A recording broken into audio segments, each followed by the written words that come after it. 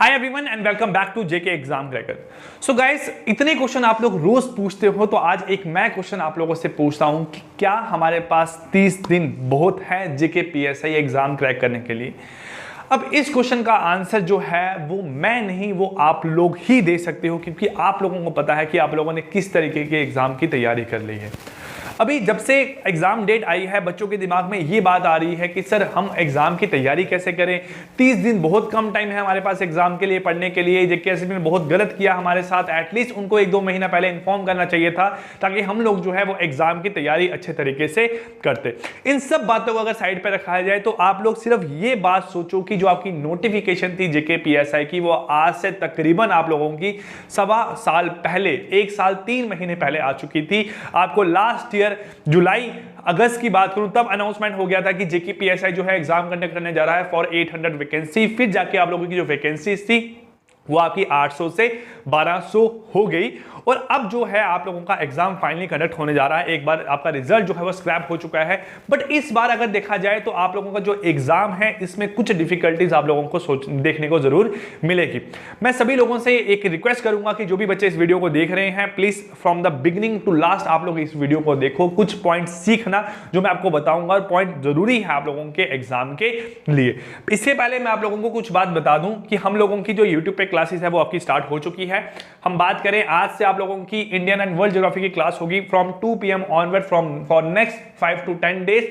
उसके साथ साथ शाम को 6 बजे क्लास होगी मैथमेटिक्स एंड रीजनिंग की, और हम लोग बात करें शाम को 6 बजे जम्मू कश्मीर जीके के एमसीक्यूज की क्लास रहेगी। अब देखो आप लोग जम्मू कश्मीर स्टेट के रहने वाले हो ना, हम लोग जम्मू कश्मीर यूटी के रहने वाले हैं।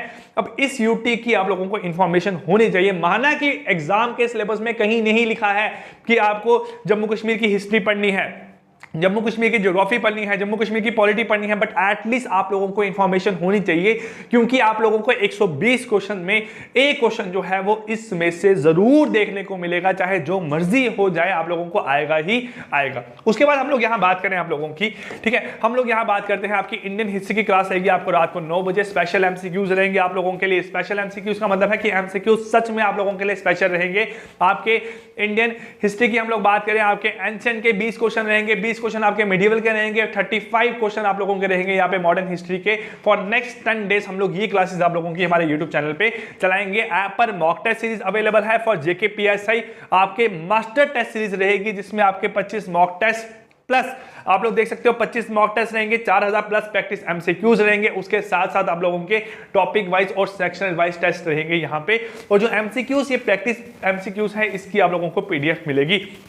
और जो बच्चे सिर्फ फुल लेंथ मॉक टेस्ट लेना चाहते हैं वो लोग सिर्फ फुल लेंथ मॉक टेस्ट ले सकते हैं। 25 मॉक टेस्ट हैं, 13 या 15 मॉक टेस्ट आपके ऑलरेडी अपलोड हो चुके हैं। लास्ट 10 मॉक टेस्ट आपको कब और कब कैसे देने हैं वो आप लोगों को बता दिया जाएगा, ठीक है। चलिए, अब इसके अलावा आप लोग जब ऐप पे जाएंगे ये सभी कोर्सेज आपको देखने को मिलेंगे, और जो हमारे एमसीक्यूज सीरीज चल रही है यूट्यूब पे उसकी पीडीएफ आप लोगों को डाउनलोड कैसे करनी है, आप लोगों को टेलीग्राम पे सर्च करना है जेके एग्जाम क्रैकर। आप लोगों को ये लोगो दिखाई देगा और ये आप लोगों को ग्रुप ज्वाइन करना है, वहां पे आप लोगों को पीडीएफ साथ साथ में मिलती रहेगी। ये आप लोगों को बता दिया है topic wise mock, sectional mock, full length mock, PDF notes और आपके स्पेशल एमसीक्यू सीरीज।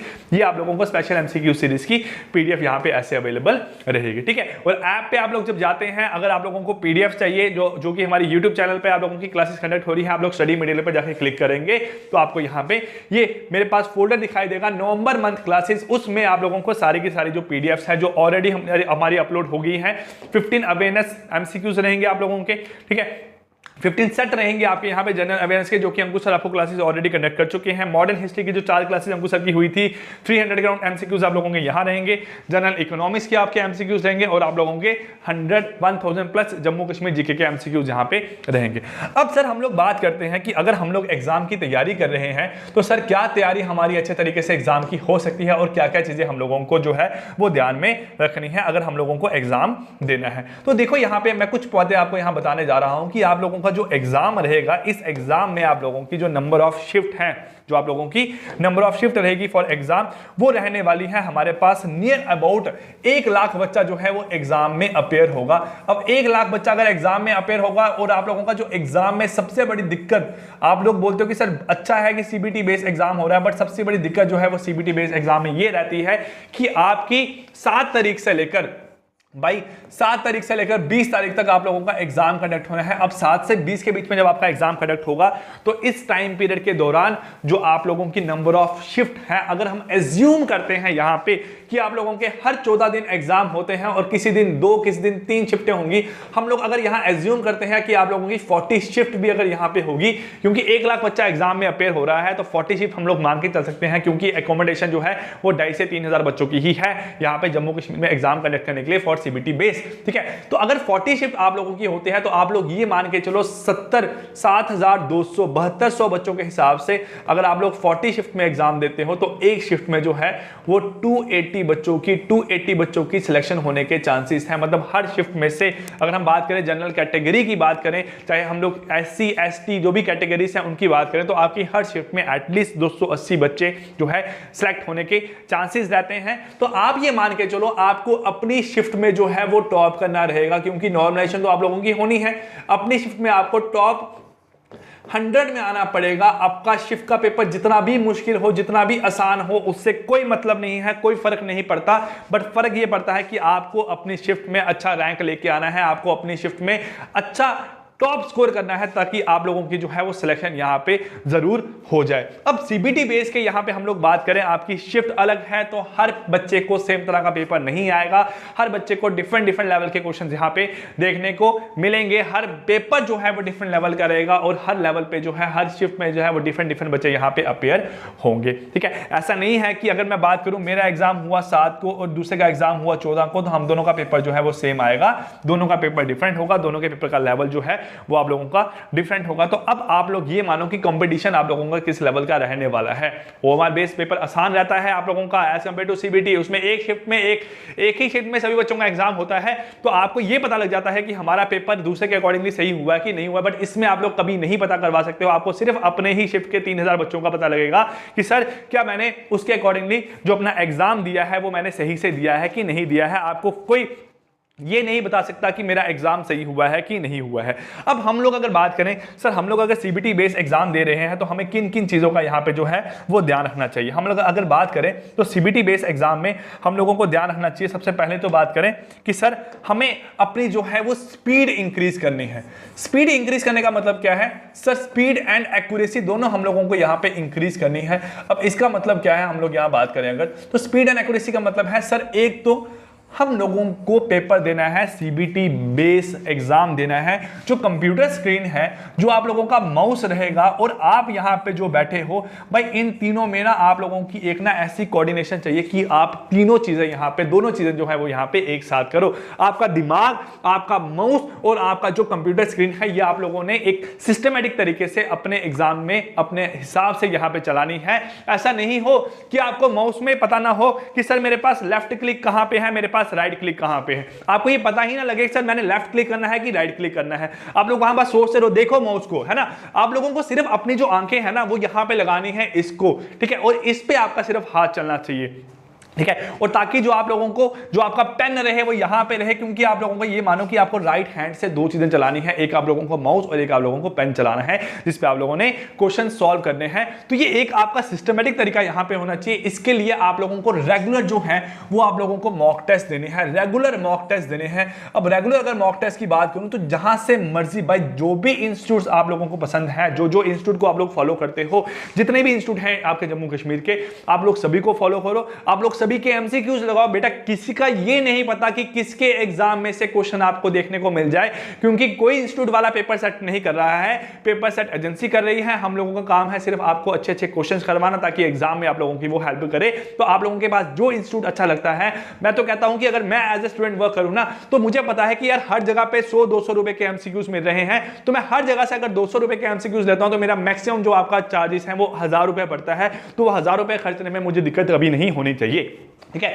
अब रेगुलर मॉक टेस्ट अगर आप लोग लगाते हो, मैं अगर बात करूं अपनी खुद की, तो हम लोगों ने आपके लिए 25 फुल लेंथ मॉक टेस्ट, आपके 150 के अराउंड आपके टॉपिक वाइज मॉक टेस्ट रहेंगे, और आपके 5000 एमसीक्यूज 4000 एमसीक्यूज के हम लोग सीरीज बना रहे हैं। तो आप लोगों के वो एमसीक्यूज बन जाते हैं नियर अबाउट 10,000 प्लस। अगर आप लोग ये 10,000 प्लस एमसीक्यूज जो हैं वो एग्जाम में आप लोग पढ़ के जाते हो तो किस्मत अच्छी हुई, बस इस 10,000 में से अगर आपको एग्जाम में 30 क्वेश्चन भी देखने को मिल गए ना तो वाह वाही हो जाएगी आप लोगों की ना। आपको ये फील होगा कि सर अगर मैंने यहां से आप लोगों का कोई मॉक टेस्ट लिया था जो कि मेरे पास 299 रुपीज का था, सर उस 299 रुपीज में अगर मुझे एग्जाम में 29 क्वेश्चन भी आ जाते हैं ना तो आप लोगों को ये फील होगा कि सर मैंने जो अपना जो एग्जाम की तैयारी की थी वो अच्छे की थी। अब चांसेस ये भी है कि भाई इस 10,000 में कुछ नहीं भी आया आपको, बट आप लोगों की एग्जाम के हिसाब से आपकी प्रैक्टिस हो जाएगी। हम लोग बात करते हैं मॉक टेस्ट का मतलब ही ये होता है कि एग्जाम से पहले आप लोगों ने प्री मॉक देना है, वो आप लोगों की प्रैक्टिस में बहुत ज्यादा हेल्प करेगा। ठीक है, दूसरी बात है आप लोगों को फोकस्ड रहना है जब भी आप लोग मॉक टेस्ट लगाओगे। ठीक है, फोकस रहने का मतलब क्या है कि भाई ऐसा नहीं है कि आप लोग मॉक टेस्ट लगा रहे हो, घर के बाहर बेल बजी और आप लोग बेल देखने चलेगी कि दरवाजे पे कौन आया है। आप लोग मॉक टेस्ट लगा रहे हो, आपके रूम में कोई एंटर हो गया, चाहे वो आपके पेरेंट्स हैं, मदर है, फादर है, भाई है, आप लोगों ने अपने आप को एक आइसोलेट करके घर पे बैठ के मॉक टेस्ट लगाना है ताकि आप लोगों का जो है दिमाग यहाँ पे सही तरीके से चले, आप लोग फोकस रहो अपने पेपर के अकॉर्डिंगली। क्योंकि ऐसा ही होता है, अगर आप लोग मॉक टेस्ट में ना 120 में से अगर आप लोग 90 मार्क्स भी स्कोर करते हो ना अगर किसी मॉक में, तो वही 90 मार्क्स जो है वो एग्जाम में आप लोगों को 110 मार्क्स जो है वो देता है। ये मैंने बहुत बार देखा है बच्चों में कि ऐसी ही चीजें लाई करती हैं। ऐसा कभी नहीं होता कि बच्चा अगर हर मॉक में 90 नंबर ला रहा है तो पेपर में उसके नंबर आ रहे हैं 70। वो तब होता है अगर आप लोग अपने एग्जाम के अकॉर्डिंगली जो है फोकस्ड नहीं रहते हो। अगर फोकस रहोगे तो आप लोगों का एग्जाम जो है वो सही तरीके से क्वालिफाई होगा। ये नहीं कि एग्जाम देने बैठे हो तो याद आ गया आपको एग्जाम देते देते यार बर्फ पड़ रही होगी, मुझे श्रीनगर घूमने जाना है, वो सब चीजें नहीं दिमाग में होनी चाहिए। सिर्फ का सिर्फ ये होना चाहिए कि भाई ये मेरे पास 2 घंटे हैं, मेरे पास 120 क्वेश्चन है, मुझे कैसे ही 120 क्वेश्चन जो है वो 1 घंटे और 45 मिनट के अंदर अंदर अपने अटेम्प्ट करने हैं ताकि लास्ट के 15 मिनट जो है मेरे पास बचे। और उन 15 मिनट में मैं देखूंगी कि अगर मैंने कोई क्वेश्चन अटेम्प्ट नहीं किया है तो मैं उसको यहां पे अटेम्प्ट करने की कोशिश करूं। ये कुछ चीजें हैं जो आप लोगों को ध्यान रखनी है। और वो जो 2 घंटे आप लोगों के होते हैं ना, आप लोग ये मानो, मैं मानता हूं कि भाई आप लोगों ने 2017 में जो है वो अपनी मैं बात करूं अपनी बैचलर डिग्री यहां पे पास की होगी। उसके बाद से आप लोग 5 सालों से पढ़ रहे हो भाई, 5 सालों से पढ़ रहा हूं, 5 ईयर से आप लोग पढ़ रहे हो। अब 5 सालों में भाई दिन में 365 दिन और हर दिन आप लोग 5 घंटे पढ़ते हो। उस टाइम से कोई मतलब नहीं है आपके एग्जाम क्वालिफाई होने का। आपका एग्जाम क्वालिफाई तब होगा अगर वो जो 2 घंटे आप लोग एग्जाम में बैठे हो, वो 2 घंटे अगर आप लोग जो है सही तरीके से अपने यूटिलाइज करोगे, सही तरीके से अपना दिमाग लगाओगे, सही तरीके से अगर आपका उस टाइम पे दिमाग चलेगा तो वो 2 घंटे जो है वो आप लोगों को सिलेक्शन देगा, ना कि वो 5 साल 365 दिन और 5 घंटे जो कि आप लोग रेगुलर पढ़ते हुए आ रहे हो। तो ये कुछ चीजें हैं जो आप लोगों को अच्छे तरीके से ध्यान में रखनी है। जो आप लोगों के 25 मॉक टेस्ट अपलोड हुए हैं, मैं कहता हूं आप लोगों के जो आने वाले 25 दिन हैं उसमें आप लोग ये 25 मॉक टेस्ट अटेम्प्ट करो।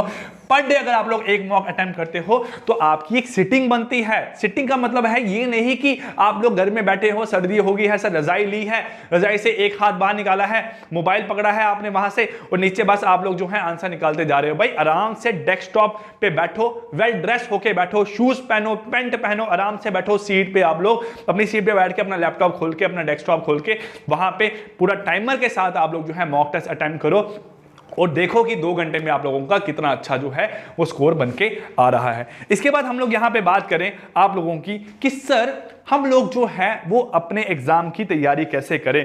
आप लोगों को ना डेली का एक जो है वो टारगेट लेना है। ठीक है, देखो आप लोगों के जो है एग्जाम के सिलेबस पे 14 कंपोनेंट है। उन 14 कंपोनेंट में अगर बात करूं, हम लोग 4 कंपोनेंट को निकाल भी दें तो आप लोगों की जो मेन है वो आपके 10 कंपोनेंट ही बचते हैं। वो कंपोनेंट जो है वो आप लोगों के 2 तरीके से डिफाइन है। एक है आपका जनरल स्टडीज और एक है आपका मैथ, रीजनिंग, इंग्लिश और कंप्यूटर पार्ट। ठीक है, math, reasoning, English, computer, data interpretation और आपका कम्युनिकेशन स्किल पार्ट हो गया। और दूसरा सारा कंपोनेंट जो है वो आप लोगों का है जनरल स्टडी कंपोनेंट। अब अगर देखा जाए जो 120 मार्क्स हैं उसकी वेटेज यहाँ पे 60 और यहाँ पे आप लोगों की 60 रहनी चाहिए। ये वेटेज आप लोगों की होनी चाहिए। अब जब ये वेटेज आप लोगों की 60 और 60 होगी तो आप लोगों को दोनों पार्ट में जो है वो इक्वली तैयारी करनी है। ऐसा नहीं कि सर हम लोग सिर्फ जीएस को आप लोगों का ज्यादा प्रेफरेंस देंगे, हम लोग मैथ रीजनिंग को ज्यादा प्रेफरेंस देंगे, हम लोग इंग्लिश को प्रेफरेंस देंगे, हम लोग कंप्यूटर का प्रेफरेंस देंगे। नहीं, आप लोगों को हर एक कंपोनेंट की तैयारी बराबर से करनी है। क्योंकि देखो क्या पता एग्जाम में जो हो वो आप लोगों को 10 क्वेश्चन जो है वो इंडियन हिस्ट्री की आ जाए और आप लोगों को जो है 15 क्वेश्चन पूछते हैं वो ज्योग्राफी के। है ना। तो वहां पे आप लोग ये नहीं बोल सकते ना सर मैंने ज्योग्राफी नहीं पढ़ी थी तो मुझे एग्जाम में ये क्वेश्चन क्यों देखने को आए। भाई पेपर में लिखा हुआ है ज्योग्राफी है तो मतलब है, पढ़ना है तो मतलब आप लोगों को पढ़ना ही है। ये नहीं वहां पे सोचना है कि सर ये छोड़ देते हैं वो छोड़ देते हैं, सब कंपोनेंट आपके बराबर है। आप लोगों ने लास्ट टाइम देखा था कि एक बहुत छोटा component Jammu and Kashmir reorganisation act, उसमें से आप लोगों को एग्जाम में 10% 7% जो है वो आपको पूछ लिया गया था। 9 क्वेश्चन शायद आप लोगों को जम्मू कश्मीर रीऑर्गेनाइजेशन एक्ट के पूछे गए थे। तो देखो एक छोटा कंपोनेंट जो है वो कितना बड़ा धमाका करके आया था आपके एग्जाम में, ठीक है। तो आप लोगों के सभी कंपोनेंट बराबर है, आप लोग कहीं ऐसा फील नहीं कर सकते कि सर ये पढ़ना है वो नहीं पढ़ना है। इसलिए हम लोग जो है आप लोगों के कुछ इंपॉर्टेंट कंपोनेंट है, इंडियन हिस्ट्री, इंडियन आपकी ज्योग्राफी, इंडियन इकोनॉमिक्स है, आपकी करंट अफेयर है आपके यहाँ पे, ठीक है। उसके बाद में हम लोग बात करें आपका जम्मू कश्मीर रीऑर्गेनाइजेशन एक्ट हो गया। तो जितने भी कंपोनेंट आपके जनरल साइंस है, एनवायरमेंटल साइंस है, सभी कंपोनेंट आपके बराबर की वेटेज की हैं, आप लोगों को सभी बराबर से पढ़ने हैं। अब कुछ कंपोनेंट की अगर बात करूं तो मैं आप लोगों को एक बार दिखाना चाहूंगा। यहां पे अगर आप लोग स्क्रीन पे देखते हैं तो सर हम लोगों ने ना आपके यहां पे मॉक टेस्ट में ना पीडीएफ अपलोड की हुई है। आप लोग अगर यहां देखते हो ना इंडियन हिस्ट्री की पीडीएफ, भाई इस इंडियन हिस्ट्री की पीडीएफ में आप लोगों को इंडियन हिस्ट्री के बहुत सारे एमसीक्यूज देखने को मिलेंगे। अगर मैं यहां बात करूं आपको इंडियन हिस्ट्री के कम से कम भी यहां पे जो है ना वो आप लोगों को आपको 600 के अराउंड जो है एमसीक्यूज देखने को मिलेंगे। और वो 600 के अराउंड जो एमसीक्यूज हैं आप लोगों को डेली का टारगेट लेके कि सर मैं 50 क्वेश्चन जो है यहाँ पे इसके पढ़ूंगा, मैं 50 क्वेश्चन पढ़ूंगा यहाँ पे इंडियन एंड वर्ल्ड ज्योग्राफी के, 50 क्वेश्चन जो है मैं यहाँ पे कवर अप करूंगा किसके आपके यहाँ पे ईवीएस के, 50 क्वेश्चन करूंगा यहाँ पे कंप्यूटर के। इसमें कुछ फाइलें अपलोड नहीं है, जैसे इंग्लिश की फाइल है जो अभी रेडी हो रही है वो आपके आने वाले टाइम पे अपलोड हो जाएगी। आपकी कम्युनिकेशन स्किल की फाइल है वो भी आप लोगों की रेडी हो रही है। अब आप लोगों को दिमाग में एक ही क्वेश्चन जरूर आता होगा कि सर हम लोग जो है वो डेली अपने एग्जाम की तैयारी कैसे करते रहे। तो डेली आप लोगों को कुछ चीजें यहाँ पे जो है वो फॉलो अप करनी है हमारे एंड से जो कि आप लोगों को प्रोवाइड की जाएगी। एक तो जो डेली लेक्चर आप लोगों के अपलोड हो रहे हैं, जो डेली लेक्चर आप लोगों के अपलोड हो रहे हैं एमसीक्यू स्पेशल, आप अगर डेली एमसीक्यूज भी अटेंड करते हैं ना तो आपके जो है 3 आवर्स जो है वो हमारे साथ स्पेंड होंगे। 3 to 4 आवर्स हम लोग बात कर सकते हैं। उन 3 से 4 घंटों में जो है वो आप लोगों के डेली जो है वो 300 एमसीक्यूज यहाँ पे आपके डिस्कस होंगे। और अगर आप लोग फॉर नेक्स्ट 30 डेज यहाँ पे पढ़ते हैं तो आप लोगों के नियर अबाउट 9000 एमसीक्यूज यहाँ पे कवर अप हो जाएंगे। उसके बाद हम लोग बात करें सर दूसरी चीज जो है वो आप लोगों के 1 डे जो है वो आप लोगों को 1 गोल सेट करना है। 1 डे आपको 1 गोल सेट करना है और सोने से पहले ही देखना है कि सर आज मैंने 2 काम देखो हमारे जो पूरा दिन का जो टाइम है ना, हम लोग अगर बात करें हमारे पूरे दिन का जो टाइम है वो 2 चीजों में आप लोगों का स्पेंड होता है।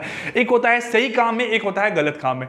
तो आपने सुबह उठ के रोज ये देखना है कि सर मैंने जो है वो आप लोगों का आज जो काम किया मैंने सही क्या क्या काम किए हैं, ठीक है, जो कि मुझे करने चाहिए थे और मैंने सही किया है, और गलत काम कौन से हैं जो कि मुझे नहीं करने चाहिए थे जो मैंने आज किए हैं। जैसे हम लोग बात करें सर किसी रिलेटिव की शादी है, हम लोग वहां चले जाए, अब वो आप लोगों को डिसाइड करना है कि वो सही काम था कि गलत था, ठीक है। घर पे कोई आया है, आपने उसके साथ बैठ के 1 घंटा टाइम स्पेंड कर दिया। किसी का बच्चा आया है छोटा सा, आप लोगों को मजा आता बच्चे से बात करने के लिए, आपने 1 घंटा उसके साथ टाइम स्पेंड कर दिया, तो वो आपको खुद डिसाइड करना है कि सर वो आपका सही काम था कि गलत था। अगर आप लोग रोज डेली ये चीज देखोगे कि सर मेरा सही काम क्या और गलत काम क्या है, तो गलत काम से आपको ये पता लगेगा कि ये काम अब मैंने फिर से नहीं करना है आगे। और जब आप वो नहीं करोगे तो आने वाले 5, 6, 7, 8 दिनों में आपको ये पता लगेगा कि सर मैंने जो भी काम किया वो सारा का सारा सही काम था। अब गलत काम में ये मत करना कि मैं खाना खाने गया मेरा 1 घंटा लग गया, भाई गलत काम है, ठीक है। मैं नहाने गया मेरा 1 घंटा लग गया, भाई गलत काम है। गलत काम आप लोग को पता है क्या क्या गलत काम हो सकते हैं, वो काम आप लोगों को डेली जो है अपने देखने हैं। आपको टाइम वेस्ट जो करने वाले काम है ना, जिसमें आप लोगों का टाइम वेस्ट होता है, किसी को फोन किया, भाई बाबू सोना से फोन बात कर लिया आप लोगों ने, वो आप लोगों का टाइम वेस्ट हो रहा है, वो सही काम नहीं है आपका, ठीक है। तो ये आप लोगों ने खुद डिसाइड करना है। और 1 डे 1 गोल रखना है। डेली उठते ही जब मैं बात करूं सर आपने रात को सोने से पहले ही ये डिसाइड कर लेना है कि मेरा जो टुमारो गोल है वो क्या है और वो मुझे अचीव करना है, मुझे उसको अचीव करना ही करना है, चाहे जो मर्जी हो जाए।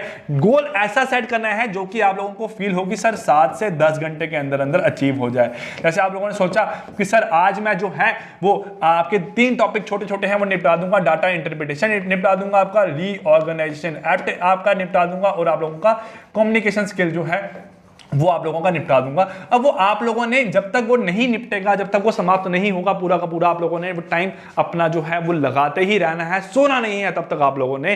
क्योंकि जब आप डेली के जो गोल्स है ना, जो आपके डेली गोल्स है, जब आप लोग वो अचीव करना स्टार्ट कर देते हो ना, तो आप लोगों को ऐसा फील होता है कि सर अब जो है, मैं एक तरह से बात करूं ना, अब साला अपने जो भगवान है वही वाला डायलॉग आप लोगों को फील होगा कि बस यार मैंने आज इतना पढ़ना था सारा का सारा पढ़ लिया, आज का टास्क मेरा कंप्लीट हो गया, अब जो मर्जी हो जाए, कल का टास्क मैंने भी कंप्लीट करना है, परसों का भी करना है। जब 4-5 दिन आप लोग अपना डेली का टास्क कंप्लीट करोगे ना, तो आप लोगों को यही फील होगा कि मैं ही भगवान हूं, बाकी कुछ नहीं है अभी यहाँ पे आप लोगों का। ठीक है, अब मैं आपको पीडीएफ बताता हूं कि आप लोगों को कैसे जो है वो ऐप पे मिलेगी और आप लोग उसको डाउनलोड करके देखेंगे। ठीक है, देखिए ये आपकी पीडीएफ रहेगी यहाँ पे ऐसी, आप लोगों की मॉडर्न इंडियन हिस्ट्री के जो एमसीक्यूज है, ये सारे एमसीक्यूज यहाँ अपलोड है। अब हर क्वेश्चन के साथ साथ उसकी एक्सप्लेनेशन आप लोगों को देखने को मिलेगी। आप लोग जो है देख सकते हैं कि आप लोगों का कैसा एमसीक्यूज एग्जाम में आएगा और उसका जो है आंसर कैसा होगा। जैसे मैं किसी क्वेश्चन की बात करूं कि which of the following viceroys appointed the Hunter commission इन 1882, आप लोगों को आंसर पता है यहाँ से क्या है, लॉर्ड रिपन। और उसके अलावा जो इंफॉर्मेशन यहाँ पे आपको एक्स्ट्रा चाहिए वो आप लोगों की यहाँ है, the Hunter commission in 1882 was appointed by Lord Ripon, he was the Viceroy of India. Then Hunter Commission was constitution in 3rd of April 1882. The objective of this commission was, क्या objective थे, ये 2 objective थे। अब इतना आप लोग पढ़ लेते हैं तो एग्जाम में अगर हंटर कमीशन में से कुछ भी पूछेंगे तो आप लोगों का यहां से ही जो है वो आपका अच्छे से अटेम्प्ट हो जाएगा ये क्वेश्चन। ठीक है, चलिए तो यही कुछ चीजें हैं जो आप लोगों को बतानी थी आपके एग्जाम पॉइंट ऑफ व्यू से। आप लोग जो है एग्जाम की तैयारी करें अच्छे से, आप लोग मॉक टेस्ट लगाएं। आप लोग ये मत सोचें कि सर हम लोग अब जो है वो आपकी एग्जाम की जो तैयारी कर रहे हैं हम लोग अब बस अपने एंड से तैयारी कर लेंगे, अपने हिसाब से तैयारी कर लेंगे। नहीं, आप लोगों को जो लास्ट का टाइम है उसमें गाइडेंस चाहिए होती है, वो गाइडेंस आप लोगों को हमारे चैनल पे रेगुलर जो है वो मिलती ही रहेगी। Clear? So guys, I wish you all the best, thank you so much. जो भी बच्चे हमारे चैनल पर नए हैं, चैनल को सब्सक्राइब जरूर करें, जेके एग्जाम क्रैकर चैनल पे बने रहे, बेल आइकन को जरूर प्रेस करें ताकि आप लोगों को रेगुलर क्लासेस की जो है वो नोटिफिकेशन साथ साथ आती रहे और आप लोग जो है वहां से पढ़ते रहे। So guys, I wish you all the best, thank you so much, good bye, bye bye and take care.